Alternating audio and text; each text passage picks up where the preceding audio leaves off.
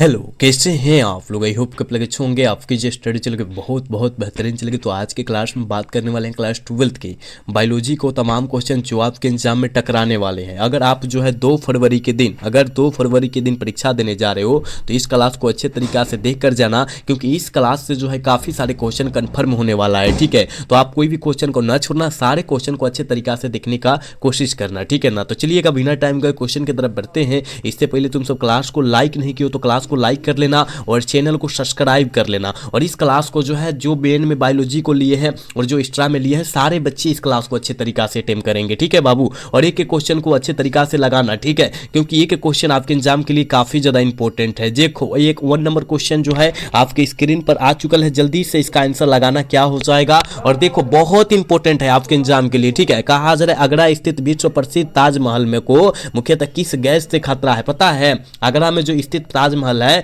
उसको किस गैस से खतरा है, हमने बताया था SO2 यानी क्या, सल्फर डाइऑक्साइड। ऑप्शन सी हो जाएगा। 1 का ऑप्शन जो बच्चा सी टिक आउट करे बिल्कुल सही हो जाएगा। याद रखिएगा, एक एक क्वेश्चन आपके बीच बहुत गैस क्वेश्चन है। ठीक है बाबू, चल बबुआ अगला क्वेश्चन की तरफ बात करेंगे। और अगला क्वेश्चन यानी 2 नंबर क्वेश्चन में कहा जा रहा है, देख बाबू क्या कहा जा रहा है। कहा जा रहा है कि अत्यधिक समय तक बार बार विकिरणों के प्रभाव से क्या होता है। विकिरण जो हमारे आता है ना, शरीर पर पड़ता है तो क्या प्रभाव पड़ता है। आप कहिएगा सर जी त्वचा कैंसर की बहुत ज़्यादा संभावना हो जाती है। ऑप्शन ए हो जाएगा। ठीक है ना, ऑप्शन ए हो जाएगा। 2 का ऑप्शन जो बच्चा ए टिक आउट कर रहा है बिल्कुल सही हो जाएगा बाबू, याद रखिएगा। ठीक है बाबू, क्लास को तुम सब लाइक करते रहना, जितने बच्चे हो क्लास को लाइक, चैनल को सब्सक्राइब करते रहना। ठीक है, चलो यहाँ पर जो है 3 नंबर क्वेश्चन में क्या कहा जा रहा है बाबू, कहा जा रहा है हो इनमें से कौन प्राकृतिक वायु प्रदूषण है। कौन जो है प्राकृतिक वायु प्रदूषण है, जल्दी बतलाओ क्या हो जाएगा। जल्दी बतलाओ, कहिएगा सर हम जानते हैं वो जो है जल क्या है, ज्वालामुखी भी है ना, ज्वालामुखी से निकलने वाला गैस भी है, और प्रागकण भी है, धूलकण भी है। तो ऑल ऑफ दीज मारो, इनमें से सभी हो जाएगा। ऑप्शन डी हो जाएगा। 3 का ऑप्शन बाबू डी हो जाएगा, याद रखना। ठीक है, अगला क्वेश्चन की तरफ बात करेंगे बाबू। यहाँ जो है 4 नंबर क्वेश्चन में देखो ना क्या कहा जा रहा है। देख बाबू, कहा जा रहा है हो, कहा जा रहा है कि पृथ्वी सम्मेलन किस वर्ष आयोजित हुआ था। जल्दी बतलाओ, पृथ्वी सम्मेलन जो हुआ था वो किस वर्ष आयोजित हुआ था। जल्दी से जो है ना 4 का आंसर बतला दो। हमने बतलाया था 1992 ईस्वी में हुआ था। ऑप्शन क्या हो जाएगा, करेक्ट ऑप्शन बी हो जाएगा बाबू, याद रखिएगा। ये बहुत सारे क्वेश्चन इंपॉर्टेंट है बाबू, देख सकते हो तुम सब। चलो इसका आंसर लगाओ क्या हो जाएगा बाबू। कहा जा रहा है हो स्व स्थानीय संरक्षण का उदाहरण क्या है। स्व स्थानीय संरक्षण का उदाहरण क्या है, जल्दी से जो है ना 5 का आंसर बतला दो बाबू, क्या हो जाएगा। कहिएगा सर हम जानते हैं जंतु उद्यान, वनस्पति उद्यान और जीव का क्या है, सफारी पार्क, यानी ऑल ऑफ दीज हो जाएगा। इनमें से सभी हो जाएगा। ऑप्शन डी करेक्ट हो जाएगा 5 का। ठीक है ना, चल बबुआ अगला क्वेश्चन यहाँ 6 नंबर क्वेश्चन में कहा जा रहा है, हजारीबाग राष्ट्रीय उद्यान कहाँ अवस्थित है। हजारीबाग राष्ट्रीय उद्यान जो है कहाँ, मतलब किस राज्य में अवस्थित है। आप कहिएगा सर हम जानते हैं यह जो अवस्थित है ना वो झारखंड राज्य में अवस्थित है। ऑप्शन क्या हो जाएगा, ए डी हो जाएगा, याद रखिएगा। ठीक है बाबू, चल बबुआ अगला क्वेश्चन का आंसर जल्दी से लगा दो, क्या हो जाएगा। कहा जरा जैव विविधता करे के शब्द का सर्वप्रथम प्रयोग किया गया था, किसके लिए, कब किया गया था, जल्दी बतलाओ। आप कहिएगा गुरुजी 1980 ईस्वी में किया गया था, यानी ऑप्शन बी हो जाएगा। 7 का ऑप्शन करेक्ट बी होगा, याद रखना। ठीक है, अगला क्वेश्चन यहाँ जो है 8 नंबर क्वेश्चन में कहा जा रहा है ना, किसी आहार श्रृंखला में सामान्य जीव को करे के प्रथम जीव को कहते हैं। किसी आहार श्रृंखला में सामान्य प्रथम जीव को क्या कहते हैं, जल्दी से जो है ना 8 का आंसर लगा दो। तो कहिएगा उत्पादक कहते हैं। ऑप्शन ए हो जाएगा। 8 का ऑप्शन ए हो जाएगा, याद रखना। ठीक है, चलो अगला क्वेश्चन यहाँ जो है 9 नंबर क्वेश्चन में कहा जा रहा है कि ऊर्जा का पिरामिडिन होता है। बाबू ऊर्जा का पिरामिडिन जो होता है कैसा होता है, जल्दी से बतलाओ इसका आंसर क्या हो जाएगा। 9 का आंसर क्या हो जाएगा, कहिएगा सर ऊर्जा का पिरामिडिन जो होता है ना हम जानते हैं ये सदैव सीधा होता है। ऑप्शन बी हो जाएगा। ठीक है ना, 9 का ऑप्शन बी हो जाएगा, याद रखिएगा। ठीक है, 9 का करेक्ट बी होगा। हाँ बिल्कुल भी हो जाएगा बाबू। चलो अगला क्वेश्चन की तरफ बात करेंगे बाबू। यहाँ जो है कहा जा रहा है ना, देख बाबू 10 नंबर क्वेश्चन में कहा जा रहा है, कहा कहा जा रहा है कि घास स्थलीय पारिस्थितिक तंत्र में ग्रास हॉपर है। ग्रास हॉपर क्या है, जल्दी से 10 के आंसर लगा दो। कहिएगा प्राथमिक उपभोक्ता है सर जी, ऑप्शन बी हो जाएगा, 10 का ऑप्शन बी हो जाएगा, याद रखिएगा। ठीक है, अगला क्वेश्चन का आंसर जल्दी से कर दो, क्या हो जाएगा। 11 नंबर क्वेश्चन में कहा जा रहा है कि 10% का ऊर्जा प्रवाह नियम किनके द्वारा दिया गया था। बहुत इंपॉर्टेंट है, कहिएगा गुरुजी हम जानते हैं, यह जो दिया गया था ना, याद रखिएगा, क्या लिंडमैन के साहब दिया, इनके द्वारा दिया गया था। ऑप्शन क्या हो जाएगा, ई हो जाएगा। और कब दिया गया था, तो याद रखिएगा जब दिया गया था ना 1942 ईस्वी में दिया गया था, ये भी याद रखिएगा। ठीक है, यह नियम जो है 1942 ईस्वी में दिया गया था, ये भी याद रखना। बहुत इंपॉर्टेंट है सारे क्वेश्चन, बहुत जितना हम क्वेश्चन बतला रहे हैं। ठीक है, चलो इसका आंसर लगाओ बाबू, क्या हो जाएगा। कहा जा रहा हो जैव अवस्था में सबसे सुस्पष्ट इकाई को क्या कहते हैं। जैव अवस्था में सबसे सुस्पष्ट इकाई को बाबू हम लोग क्या कहते हैं, आप कहिएगा गुरुजी हम जानते हैं, उसे कोशिका कहते हैं, सेल कहते हैं। ऑप्शन ए हो जाएगा। ठीक है, ऑप्शन करेक्ट ए हो जाएगा, याद रखिएगा। चलो यहाँ जो है 13 नंबर क्वेश्चन में देख क्या कहा जा रहा है कि इनमें से कौन बहुरूपता को दर्शाता है। कौन जो होता है बहुरूपता को दर्शाता है, जल्दी से 13 का आंसर कर दो। आप कहिएगा सर मधुमक्खी जो होता है ना बहुरूपता को दर्शाता है, ऑप्शन सी करेक्ट हो जाएगा। ठीक है, बिल्कुल याद रखना इस सारे क्वेश्चन को, क्योंकि आपके एग्जाम में यहाँ से काफी सारे क्वेश्चन कंफर्म हो जाएगा। ठीक है, तो आपको याद रखना है। ठीक है, चलो इसका आंसर लगाओ बाबू, क्या हो जाएगा। कदर किसी आबादी का स्वरूप निर्भर करता है। बाबू किसी आबादी का स्वरूप जो होता है वो किस पर निर्भर करता है, जल्दी से बतलाओ ना। कहिएगा सर वितरण पर, घनत्व पर, जातीय संरचना पर। ऑप्शन डी हो जाएगा। ठीक है, 14 का ऑप्शन डी होगा, याद रखिएगा। ठीक है, चल बबुआ यहाँ जो है अगला क्वेश्चन 15 नंबर क्वेश्चन का आंसर जल्दी से कर दो, क्या हो जाएगा। कहा जा रहा है इनमें से कौन करे के रसायन करे के आबादी के जीवों में बीच संरचना स्थापित करने में मदद करता है। संरचना को स्थापित करने में मदद करता है, कौन करता है। 15 का आंसर क्या हो जाएगा, आप कहिएगा गुरुजी हम जानते हैं, वो करता है करे क्या, फेरोमेन करता है। ऑप्शन क्या हो जाएगा, सी हो जाएगा 15 का। ठीक है, चलो अगला क्वेश्चन का आंसर जल्दी से कर दो।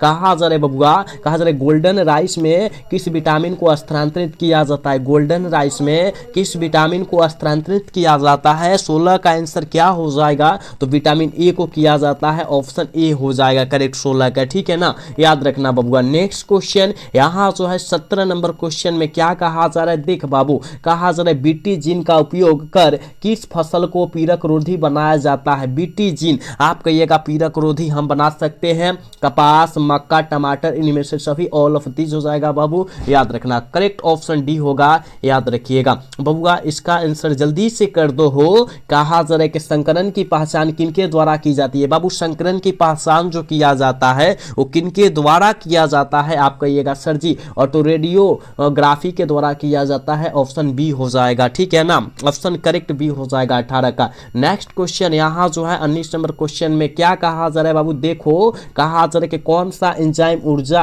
उच्च तापक्रम पर भी सक्रिय रहता है। कौन रहता है हो, अनिश का आंसर क्या हो जाएगा, आप कहिएगा गुरुजी हम जानते हैं, वह रहता है टेक पॉलीमरेज रहता है, ऑप्शन सी हो जाएगा। जो बच्चा ऑप्शन सी टिक आउट कर रहा है ना, बिल्कुल सही हो जाएगा। बाबू आप सब क्लास को लाइक करते चलो, चैनल को सब्सक्राइब करते चलो, आप सबके लिए इतना मेहनत किया जा रहा है, तो आप सब क्लास को लाइक, चैनल को सब्सक्राइब नहीं कर सकते हो, सारे बच्चे करो। ठीक है, चल बबुआ एक यहाँ जो है 20 नंबर क्वेश्चन में कहा जा रहा है 11 निम्नलिखित में से किसमें निकलता है, किससे निकलता है। 11 जो होता है वो किससे निकलता है हो, जल्दी से 20 का आंसर लगा दो। कहिएगा सर वो जो निकलता है समुद्री घाट से निकलता है, बिल्कुल ऑप्शन ए हो जाएगा 20 का, समझ रहे हो ना, 20 का ऑप्शन ए हो जाएगा, याद रखिएगा। चलो 21 नंबर क्वेश्चन में कहा जा रहा है इनमें से कौन रेडिएक्शन करेगा, रिडक्शन एंजाइम नहीं है। कौन जो है रिडक्शन एंजाइम नहीं है, जल्दी से बतला दो क्या हो जाएगा। ठीक है ना, कौन नहीं है हो, आप कहिएगा गुरुजी वो जो है पैक्टिनेज नहीं है, ऑप्शन डी हो जाएगा। 21 का ऑप्शन डी हो जाएगा, याद रखिएगा। चल बबुआ अगला क्वेश्चन 22 नंबर क्वेश्चन में कहा जा रहा है ना डीएनए को देखने के लिए प्रयोग किया जाता है। डीएनए को देखने के लिए किसका प्रयोग किया जाता है, 22 का आंसर क्या हो जाएगा, आप कहिएगा सर क्या इथिडीमियम ब्रोमाइड का किया जाता है, ऑप्शन क्या हो जाएगा, ए हो जाएगा। ठीक है ना, बिल्कुल 22 का ऑप्शन बाबू ए हो जाएगा, याद रखना। बहुत गेस क्वेश्चन है, आपके पूरी किताब से हमने गेस क्वेश्चन करके लाया है, तो आपको देखना होगा, अच्छे तरीका से याद करना होगा। ठीक है, अगला क्वेश्चन की तरफ बात करेंगे और यहाँ जो है 23 नंबर क्वेश्चन में कहा जा रहा है बबुआ, देखो क्या कहा जा रहा है। कहा जा रहा है कि जैव प्रौद्योगिकी के उद्देश्यों की पूर्ति में किनका योगदान होता है। पूर्ति में जो होता है किनका योगदान होता है, जल्दी से जो है ना 23 का आंसर लगा दो। कहिएगा सर हम जानते हैं ऑल ऑफ दिस, इनमें से सभी का प्रयोग होता है, योगदान होता है। अनुवंशिकी नियंत्रण का भी होता है, आणविक जीव विज्ञान का होता है, सूक्ष्म जीव विज्ञान का होता है, मतलब ऑप्शन डी हो जाएगा ना। जीव विज्ञान का स्पेलिंग बायोलॉजिकल होता है, बायोलॉजी हो जाएगा, याद रखना है ना। माइक्रोबायोलॉजी ये सब होता है, याद रखना तुम सब। चल बबुआ इसका आंसर लगाओ, क्या हो जाएगा 24 का। देख बाबू कहा जा रहा है कि पेनिसिलिन करे एंटीबायोटिक उत्पन्न किया जाता है। पेनिसिलिन एंटीबायोटिक जो होता है किनके द्वारा उत्पन्न किया जाता है। 24 का आंसर क्या हो जाएगा, तो कवक के द्वारा उत्पन्न किया जाता है, बिल्कुल भी हो जाएगा बबुआ। याद रखो याद रखो, हम लोग कोई भी क्वेश्चन पर टाइम नहीं ले रहे, अच्छे तरीका से समझा कर भी निकल जा रहे हैं, तो आप सब जो है अच्छे तरीका से सारे क्वेश्चन को कर लो, ठीक है। देख बाबू 25 नंबर क्वेश्चन में कहा जा रहा है कवक एवं उच्च कुल के पौधों की जड़ों के बीच के बनाने वाली सहजीवी संबंध को क्या कहा जाता है। सहजीवी संबंध को क्या कहा जाता है, जल्दी से 25 का आंसर लगा दो, क्या हो जाएगा। आप सभी को पता होना चाहिए, उसे हम लोग क्या कहते हैं, हो कहिएगा सर माइक्रोराइजा कहते हैं। ऑप्शन बी हो जाएगा 25 का, याद रखिएगा। चलो नेक्स्ट क्वेश्चन 26 नंबर क्वेश्चन का आंसर जल्दी से कर दो बाबू। कहा जा रहा है पनीर में विशेष प्रकार की सुगंधित किससे आती है बाबू। पनीर में विशेष प्रकार की सुगंधित जो आती है वो किससे आती है, हो तो जीवाणुओं से आती है। ऑप्शन करेक्ट सी हो जाएगा 26 का, याद रखिएगा। चल बबुआ यहाँ जो है 27 नंबर क्वेश्चन में कहा जा रहा है इनमें से गाय करके कौन गाय की प्रजाति नहीं है। इनमें से कौन जो है गाय की प्रजाति नहीं है, और हमने कितना बार बतलाया होगा कि सूती जो होती है ये भैंस की प्रजाति है, भैंस की प्रजाति है, याद रखना, ठीक है। ऑप्शन डी करेक्ट हो जाएगा, ठीक है ना। चलो इसका आंसर लगाओ बाबू, क्या हो जाएगा। देख बाबू कहा जा रहा है कृत्रिम तरीके से करके उन्नत नस्ल करके नस्ल के वीर्य एकत्रित करना क्या कहलाता है। वीर्य एकत्रित करना क्या कहलाता है, जल्दी से बतला दो, क्या हो जाएगा, जल्दी से बतलाओ। 28 का आंसर क्या हो जाएगा, उसे वीर्य संचयन कहते हैं। ऑप्शन बी करेक्ट हो जाएगा 28 का, ठीक है। चल बबुआ अगला क्वेश्चन 29 नंबर क्वेश्चन में कहा जा रहा है कि सेकेरम करके बारबेरिक मूलतः उगाया जाता है। सेकेरम बारबेरिक मूलतः किनके द्वारा उगाया जाता है, जल्दी से बतलाओ, क्या हो जाएगा, जल्दी से बतलाओ क्या हो जाएगा। तो ये जो है उत्तरी भारत में उगाया जाता है।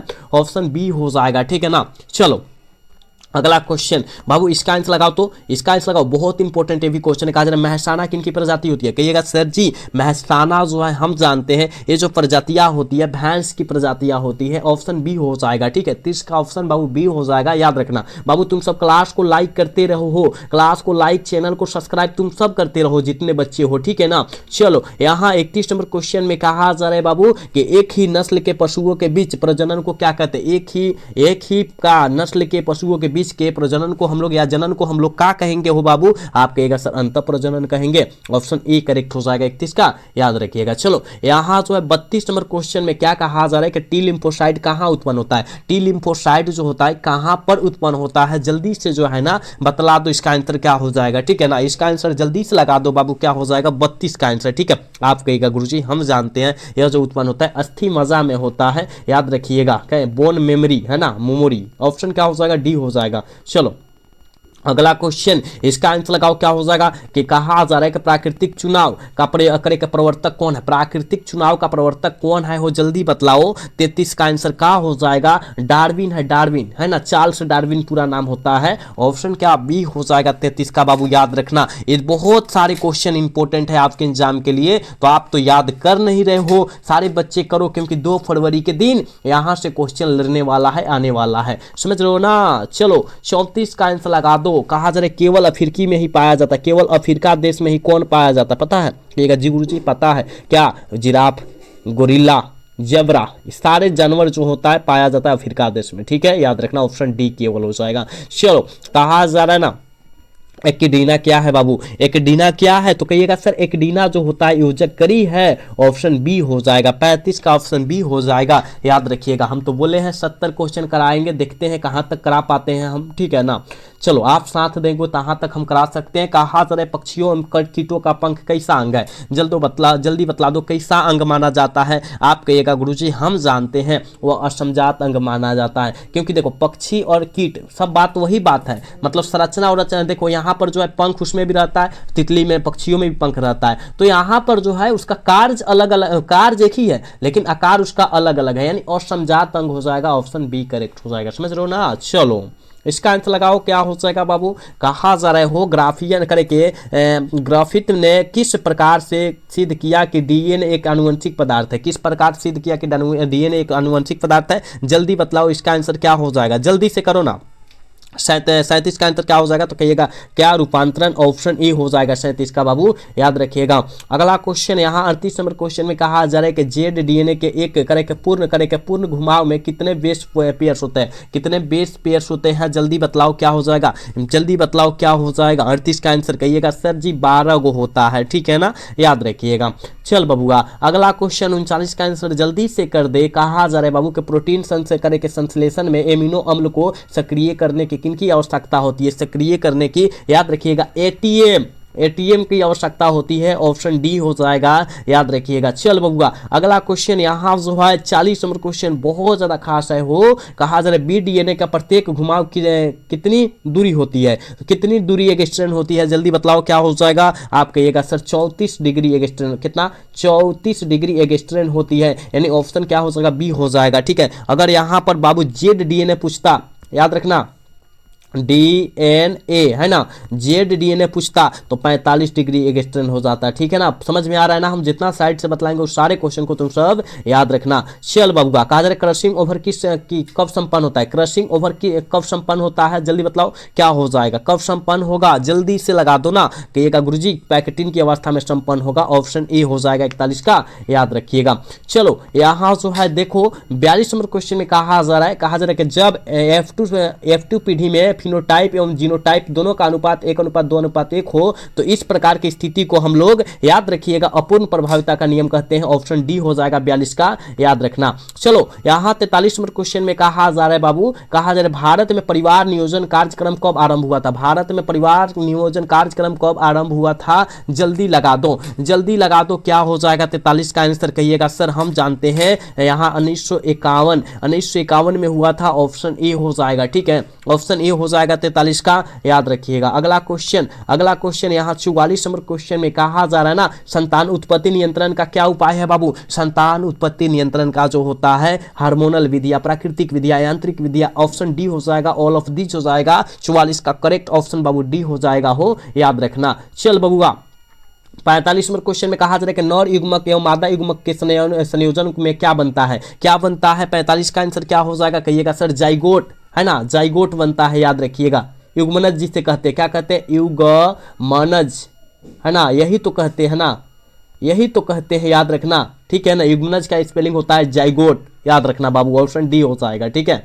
चलो इसका आंसर लगाओ क्या हो जाएगा, इसका 46 का आंसर क्या हो जाएगा। देख बाबू कहा जा रहा है निम्नलिखित में से कौन एक पुरुष में पाया जाता है, एक जो होता है कौन पुरुष में पाया जाता है, तो बहुत आसान क्वेश्चन है। कॉपर ग्रंथि जो होता है पुरुष में पाया जाता है, नहीं तो गर्भाशय, गर्भ जो होता है, और क्या होता है लोबिया मोमेज, ये जो होता है मादा में पाया जाता है, ठीक है ना, यानी ऑप्शन डी करेक्ट हो जाएगा, ठीक है, ऑप्शन डी हो जाएगा, याद रखिएगा। चलो अगला क्वेश्चन यहाँ 47 नंबर क्वेश्चन के आंसर जल्दी से लगा दो। कहा जा रहा है कि परिभ्रूण पोष किसका बचा हुआ भाग होता है, किसका बचा हुआ भाग होता है, आप कहिएगा सर बीजांडकाय का, यानी ऑप्शन करेक्ट ए हो जाएगा, याद रखना, ठीक है। 47 का करेक्ट ऑप्शन ए हो जाएगा, याद रखिएगा। चलो यहाँ 48 का आंसर जल्दी से करो। कहा जा रहा है कि एनाट्रोप्स बीजांड होता है, एनाट्रोप्स बीजांड क्या होता है, जल्दी से बतलाओ, कहिएगा सर एनाट्रोप्स बीजांड जो होता है उल्टा होता है, ऑप्शन बी हो जाएगा, ठीक है। चल बबुआ इसका आंसर लगाओ क्या हो जाएगा। देख बाबू कहा जा रहा है कि